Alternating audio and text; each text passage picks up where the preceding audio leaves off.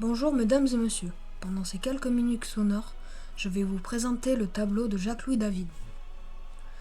Ce tableau est surnommé le Serment du jeu de paume. Sa date de réalisation est 1791 et a été réalisé avec une plume à l'encre d'argent. Ses dimensions sont 66 cm sur 1,01 m. Il est en ce moment conservé au Musée national du château de Versailles. Jacques-Louis David est un peintre né en 1748 et mort en 1825 à Bruxelles.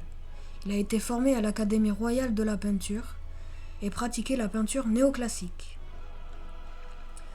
Tout d'abord, la scène se déroule à la salle du Serment du jeu de paume, car Louis XVI a fermé la salle des menus plaisirs. Les personnages représentés sont les députés du tiers-état et se tournent vers Bailly, au centre du tableau. En haut du tableau, nous pouvons observer le peuple de Versailles venu les soutenir. Plusieurs personnages ont été rajoutés dans le tableau pour exagérer sur le nombre de députés du tiers-état.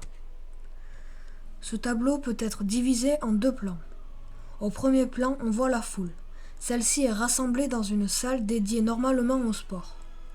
De nombreux personnages s'agitent. Certains s'attrapent, d'autres lèvent la main au ciel, d'autres crient et s'adressent à des voisins. Ils ont l'air heureux, exaltés. Tout le monde est tourné vers un personnage au centre du tableau, comme je vous l'ai dit, Bailly, qui est en train de lire le serment.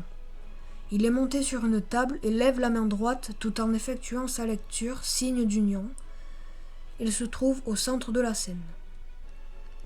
Au deuxième plan, le décor est sombre. Un rayon de lumière vient d'une fenêtre en haut à gauche qui est ouverte.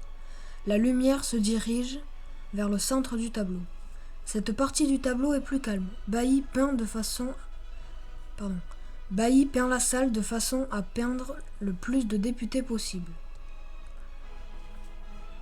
Pour finir, la peinture est finalement une propagande.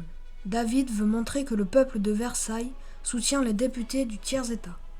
Il n'a pas assisté à la scène et donc il s'approprie la scène et veut également montrer l'enthousiasme, la hâte et le souhait de rendre la France libre des députés, pendant que Bailly lit le serment et le souhait de rendre la France libre. En haut du tableau, des rideaux portés par le vent signifient le symbole d'espoir et de liberté.